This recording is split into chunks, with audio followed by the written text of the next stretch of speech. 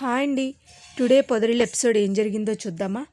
Mahalakshmi ఇంటర్వ్యూస్కి attend అవ్వడానికి వెళుతుంది.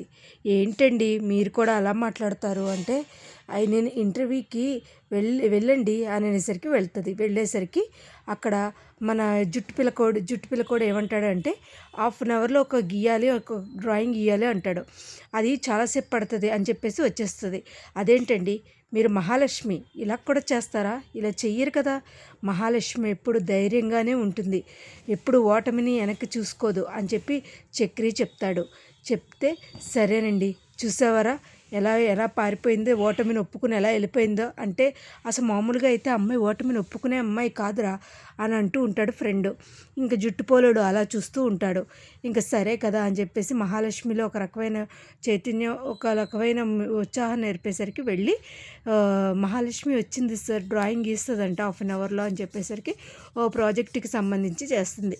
చేసి హాఫ్ అన్ అవర్ తర్వాత మాట్లాడండి నాతో అంటుంది. గబగబా గీసేసి ఇచ్చేసి హాఫ్ అన్ అవర్లో చేసేసావా నువ్వు అని అనుకుంటూ ఉంటాడు మనసులో. సరే యూర్ అపాయింటెడ్ అని చెప్పేసి అంటాడు. రేపు పొద్దున మీరు సర్టిఫికేట్ తీసుకొచ్చి ఇచ్చేయండి, ఇచ్చేస్తే నేను మీకు జాబ్ ఇచ్చేస్తానంటాడు. బయటకు వచ్చి చక్రి మీ వల్లే అంటూ వచ్చి గబగబా మాట్లాడుకుంటా హక్ చేసుకుంటుంది. అది చూసిన మన చక్రి మనసు చాలా ఆనందంతో పొంగిపోతుంది. మీ వల్లే ఇలా చేయగలిగాను నేను, లేకపోతే నేను ఓటమిని ఒప్పుకునేదాన్ని అనుకుంటుంది. ఈ లోపల సరే కదా అని అందరికీ స్వీట్స్ పట్టుకెళ్ళి ఇవ్వడానికి ఇంటికి వెళ్తుంది. ఇంటికి వెళ్ళేసరికి అందరూ ఉంటారు. మన పెద్దికి చక్రికి అందరికీ ఇవ్వాలనుకుంటుంది. ఈ లోపల మన కేశవ మన బుస్సు వస్తుందనమాట. బుస్సు వచ్చి శైలి వచ్చి ఏమంటుందంటే, ఇదేంటిది మాట్లాడకుండా అటు ఇటు తిరుగుతుంది. ఏంటే బుస్సు ఎందుకొచ్చావు? ఆ రోజు అనవసరంగా నిన్ను అన్నాను అంటే సారీ అనేసరికంటే, ఏ బుస్సు నీ సంగతి నువ్వు చూసుకో అంటాడు. అక్కడికే వెళ్ళిపోతుంది శైలు. ఇంటికి వచ్చేసరికి మన మహాలక్ష్మి అందరికీ స్వీట్లు తీసుకొస్తుంది. తీసుకో పెద్ది అంటూ అందరికీ కేశవకు కూడా ఇస్తుంది. ఇది చక్రి వల్లే అంటే, ఏమైంది అంటే, లేదు పెద్ది, నేను వెనక్కి వచ్చేద్దాం అనుకున్నాను ఓటమిని ఒప్పుకుని, కానీ చక్రి అలా కాకుండా అర్థమయ్యేలా చెప్పి చేశారు అని అనేసరికి, అవునా అమ్మ, ఇప్పుడు ఒకవేళ అపాయింట్మెంట్ ఇస్తే ఎక్కడిస్తారు? ఏమో పెద్ది, ఎక్కడిస్తారో తెలియదు. చుట్టూ వాళ్ళకి ఇంకా బెంగళూరు, హైదరాబాదు బ్రాంచెస్ ఉన్నాయి.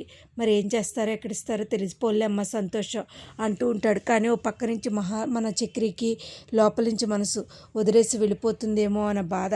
అలా వెనక్కి వెళ్ళిపోయి పక్కన నుంచి ఉంటాడు. ఈ లోపల మన పెద్ది వచ్చి, ఏంట్రా అలా ఉన్నావు అంటే, ఎందుకురా అలా ఉన్నావు అంటే, అదేం లేదన్నయ్య, తనకు ఉద్యోగం వచ్చింది సంతోషమే, కానీ మనం వదిలేసి వెళ్ళిపోతుందేమో అని. అన్నయ్య, నేను తను చాలా ఇష్టంగా ప్రేమించాను అన్నయ్య అంటే, ఒరే, ఈ లోకల్లో నిక్కచ్చిగా ప్రేమించిన వాళ్ళు ప్రేమ పోదురా అంటే, అన్నయ్య, నీకన్నా నిక్కచ్చిగా ఎవరుంటారన్నయ్య, నీ ప్రేమ ఓడిపోలేదా అన్నయ్య అంటే, ఒరే, నేను బంధాల కోసం, అత్తయ్య మావయ్య కోసం అందరినీ వదులుకున్నాను, నువ్వు అలా ఎప్పుడు చెయ్యకురా అంటాడు. ఈ లోపల మన అందరికీ ఇచ్చినప్పుడు మరి నారాయణకి కూడా ఇవ్వాలి కదా. కోడలు వెళ్ళి వచ్చేసరికి, ఏంటి నువ్వు వచ్చేటప్పుడు ఒక విజిల్ వెయ్యి అని అంటాడు. ఈ లోపల నాకు ఉద్యోగం వచ్చిందండి అని చెప్పేసి ఇస్తుంది. స్వీటేనా ఏంటి, మీకు ఏమైనా క్వార్టర్ కావాలా? మీ అబ్బాయిలు తీసుకొస్తారులేండి అని చెప్తుంది. తీసుకొచ్చి, మా మంచి కోడలను తీసుకొచ్చావరా నువ్వు, మా మంచి కోడలు అంటూ చాలా ఆనందంగా ఉంటాడు. పోలే, నీకు ఉద్యోగం వచ్చిందంటున్నాగా, థ్యాంక్స్. ఎవరైనా ఉద్యోగం వచ్చిందంటే కంగ్రాట్స్ చెప్తారు, మీరు థ్యాంక్స్ చెప్తున్నారేంటి అంటే, తిరిగి నువ్వు నాకు అదే కదా చెప్తావు, అందుకనే నేను చెప్పాను, మా మంచి కోడలను తీసుకొచ్చారా అంటూ చక్రీని అంటూ ఉంటాడు. శుభ్రంగా తాగి పడుకో నాన్న అంటాడు. ఇంకా అందరూ అలా ఉండగా ఇక అందరూ రెడీ అయిపోతారు. మర్నాడు ఇంకా అపాయింట్మెంట్కి తీసుకోవాలి. తను సర్టిఫికెట్లు ఇచ్చేస్తే అపాయింట్మెంట్. ఎందుకు మీరు అంత డల్గా ఉన్నారు అంటూ మహాలక్ష్మి అడుగుతుంది. అదేం లేదండి, లేదు, మీరు చాలా డల్గా ఉన్నారు, మీ డల్ పోగొట్టే సాంగ్ ఒకటి పెడతానని చెప్తుంది. సాంగ్ పెట్టిన తర్వాత, ఎందుకు అలా ఉన్నారు, మీరు వస్తే వెళ్ళిపోతారా, మమ్మల్ని మర్చిపోతారా అని అంటే, అదేంటి అలా అంటారు అంటే, ఎవరిని మర్చిపోయినా కానీ మిమ్మల్ని నేను మర్చిపోతానులేండి, మిగతా వాళ్ళు ఎవరిని నేను మర్చిపోలేనంటే నవ్వుతాడు. ఈ లోపల తీరా కంపెనీకి వెళుతుంది. ఎవరో ఒక అతను కూర్చుంటాడు.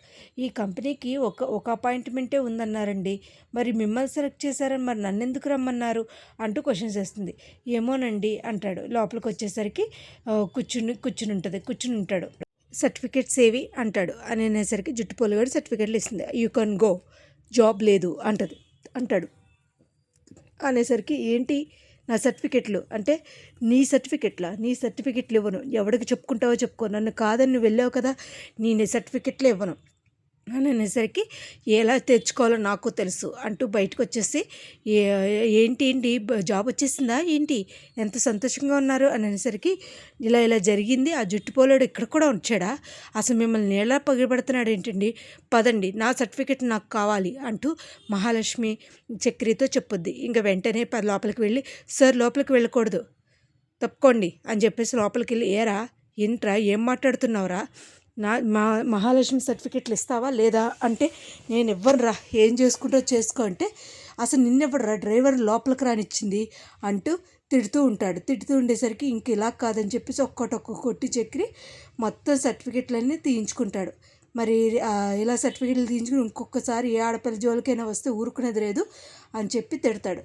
ఇదండి మరి ఇవాళ ఎపిసోడ్. మరి రేపటి ఎపిసోడ్లో ఏం జరుగుద్దో చూడాలి. ఇవాళ ఎపిసోడ్లో అయితే ఇలా జరిగింది, మహాలక్ష్మికి అయితే జాబ్ రాకుండా చేశారు. దీనికోసమేనా 3 రోజుల నుంచి తిప్పుకున్నావు కదరా అని చెప్పేసి తిడుతూ ఉంటుంది. మరి రేపటి ఎపిసోడ్లో ఏం జరుగుద్దో ఏంటో చూద్దాం కమింగ్ ఎపిసోడ్లో. నా వీడియోస్ కనుక మీకు నచ్చినట్టయితే లైక్ చేసి, షేర్ చేసి, సబ్స్క్రైబ్ చేయండి. Thank you so much. Thank you.